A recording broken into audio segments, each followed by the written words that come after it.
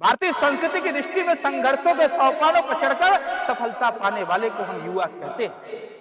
लाखों वर्षों तक जब कोयला जलता है तो हीरा बनता है, सोना तपता है तो कुंदन बनता है, प्रकृति के प्रतिरोधों को सह सकने वाला बीज वृक्ष बन पाता है, विपरीत धाराओं की सीना चीर करके चलने वाला ही सागर को पार करके जाता है।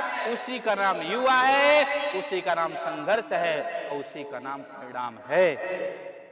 फिर विषय आता है कि राष्ट्र के निर्माण में सिर्फ युवा को ही क्यों चुना गया? ये पुरातन संस्कृतियों ने, हमारे क्रांतिकारियों ने, हमारे महर्षियों ने, हमारे ऋषियों ने सिर्फ युवा को क्यों चुना राष्ट्र के निर्माण में? क्या राष्ट्र के निर्माण में बुजुर्ग नहीं आ सकते? युवा महत्वपूर्ण क्यों है? तो यहां हम युवा की किसी उम्र की बात नहीं करते, हम युवा के सोच की बात करते हैं। युवा उम्र नहीं है, युवा सोच है, युवा उमंग है, युवा तोड़ाई है, युवा ऊर्जा है, युवा जोश है, युवा कर्तव्य है, युवा ऊर्जा का प्रतीक है। अगर वो 70 साल का भी कोई बुजुर्ग है, उसके अंदर भी तरुणाई है, उसके अंदर भी अगर ऊर्जा है तो निश्चित वो भी युवा है। यहाँ युवा उम्र का बंधन नहीं है, युवा के सोच पर निर्भर करता है। राष्ट्र किस तरफ चलेगा तब वो युवा कहा जाता है। तो ये 18 साल का नौजवान है लेकिन मन के अंदर ऊर्जा नहीं है, उसके शरीर के अंदर करंट नहीं है, तो युवा नहीं है। वो किसी बुजुर्ग से भी उसे कहीं नीचे आंका जाएगा। युवा उम्र नहीं, युवा एक सोच है, युवा एक ऊर्जा है, युवा एक प्रकार का पावर है। एक राइटर ने लिखा, एनर्जी इज गाइडिंग एनर्जी। ऊर्जा से ही ऊर्जा का रूपांतरण होता है, ऊर्जा से ही ऊर्जा बनती है, निश्चित यही सत्य है। हम जब अपने प्राचीन अपने क्रांतिकारियों के बारे में पढ़ते हैं तो हमारे अंदर का एक ऊर्जा जग जाता है। लेकिन जब कष्ट तब होता है कि भारत में ऐसे भी युवा हैं, मेरा भी उदाहरण है, कई युवाओं के पास जाने पर जब मैं पूछता हूं कि भैया ये प्रणव दा, ये भगत सिंह, ये चंद्रशेखर आजाद, ये राजगुरु, ये सुखदेव कौन थे, कुछ लोग ही बता पाते हैं। कष्ट होता है। ये भारत युवाओं का देश है। जिस युवा ने इस भारत को आजादी दिलाई है, ऐसे युवाओं के बारे में संपूर्ण जानकारी रखने वाला इस भारत का युवा किस प्रकार की शिक्षा पद्धति इसके अंदर आई। इस नाते उसने कहा, एनर्जी इज गाइडिंग एनर्जी। अगर हम भगत सिंह को पढ़ेंगे तो निश्चित भगत सिंह जैसा हम कर्तव्य करेंगे, निश्चित राष्ट्र के निर्माण की हम बात कर सकते हैं। उस प्रकार की एनर्जी हमारे अंदर ऑटोमेटिक सप्लाई होगी। युवा माने गति, और गति जब सही दिशा में बढ़ती है तो वही प्रगति होती है। युवा माने गति, और जो गति सही दिशा में चलेगी वही प्रगति होगी। वास्तव में यही युवा जब ऊर्जा के साथ चलता है, एक धारा में चलता है, तो निश्चित भारत की प्रगति दिखती है। तभी भारत विश्व गुरु कहा जाता है, पूरी दुनिया मानने लगी। हमने आपके युवा के बारे में बताया। अब हम आते हैं निर्माण के बात। युवा की सोच को देख लिया हमने, निर्माण की बात करते हैं। जब निर्माण की बात आती है तो औजार और हथियार की आवश्यकता पड़ती है, लेकिन यहां राष्ट्र का निर्माण करना है। और राष्ट्र के निर्माण में औजार हथियार क्या हो सकता है हमारे सामने?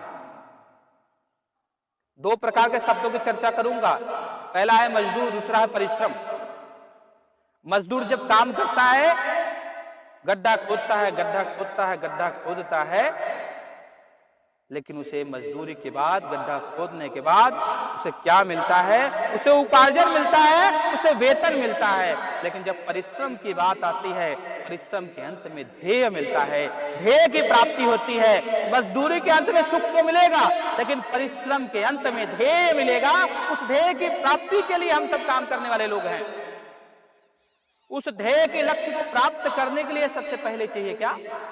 मैप, नक्शा। राष्ट्र निर्माण की बात मैं कर रहा हूं, लेकिन हमारे सामने एक डायग्राम नहीं खींचा हुआ है, कोई नक्शा नहीं है, मैप नहीं है, हम निर्माण की बात कर रहे हैं। पहले तो नक्शा और मैप चाहिए, फिर निर्माण की बात करेंगे। और बिना और नक्शा और ये मैप जो होगा, ये नक्शा आध्यात्म के बिना संभव नहीं है राष्ट्र का निर्माण। इस राष्ट्र के निर्माण के नींव के अंदर आध्यात्मिक शक्ति का संस्करण होना बहुत जरूरी है, क्योंकि ये भारत विश्व गुरु है। यहाँ कंकड़ कंकड़ शंकर है, जहां करोड़ों करोड़ों शिव इस भूमि के अंदर रत हैं, वह भूमि भारत है। इस नाते आध्यात्म के बल पर ही राष्ट्र का यह निर्माण संभव है।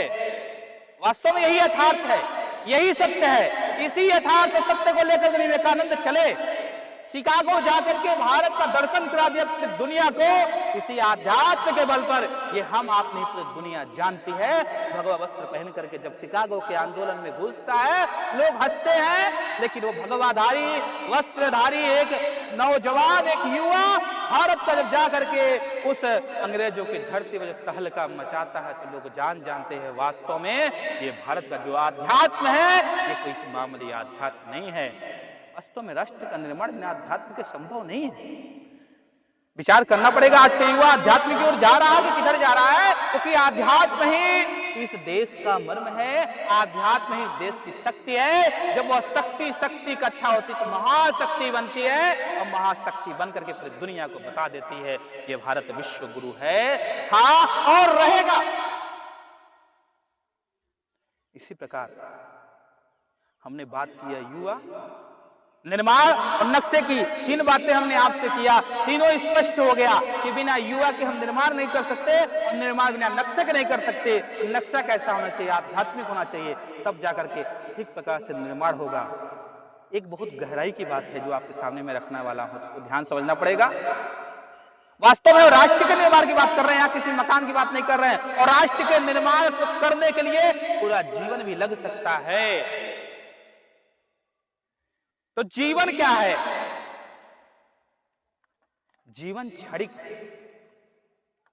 जीवन कुछ समय के लिए है, जीवन क्षणिक है। लेकिन जो क्षण है वो क्षणिक नहीं है। जो क्षण है क्षणिक नहीं रहे, क्षणिक नहीं है। जीवन नहीं रहेगा, लेकिन जिस क्षण में जीवन जिया जाएगा वो क्षण रहेगा, वो पल रहेगा। उस पल को लोग याद करेंगे।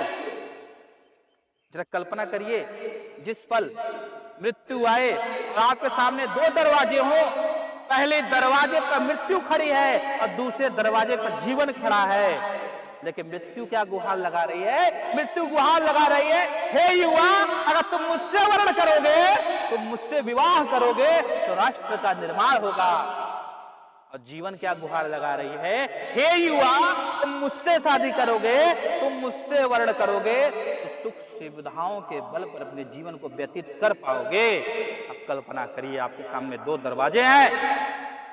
एक तरफ कह रही है कि मैं मृत्यु हूं, मुझसे वर्ण करोगे तो राष्ट्र का निर्माण होगा, और एक तरफ जीवन कह रही है अगर तुम मुझसे वर्ण करोगे तो तुम्हारे सुख सुविधाओं की मैं पूरी, तुम्हारे सुख सुविधाओं को भरपूर कर दूंगा। एक क्षण आपने सोच लिया, जीवन तो क्षणिक है लेकिन क्षण क्षणिक नहीं है, इस क्षण में जीना है, इसलिए मैं मृत्यु का वर्ण करूंगा और राष्ट्र का निर्माण करूंगा। तब भगत सिंह पैदा होगा, तब भगत सिंह जैसे युवा पैदा होंगे देश के अंदर। क्योंकि जीवन क्षणिक है लेकिन क्षण क्षणिक नहीं है। जरा विचार करिए, किताब पढ़ते पढ़ते मर जाना, फांसी चढ़ाने का वक्त जब आया और जब जेलर जेल के अंदर आता है भगत सिंह जी के पास और कहता है आपके फांसी चढ़ने का समय आ गया भगत, चलो। भगत सिंह क्या कहते हैं? अरे रुक जाओ, किताब के 2 पन्ने बचे हैं, इसे पढ़ लो, उसके बाद तुम फांसी पर चढ़ा देना।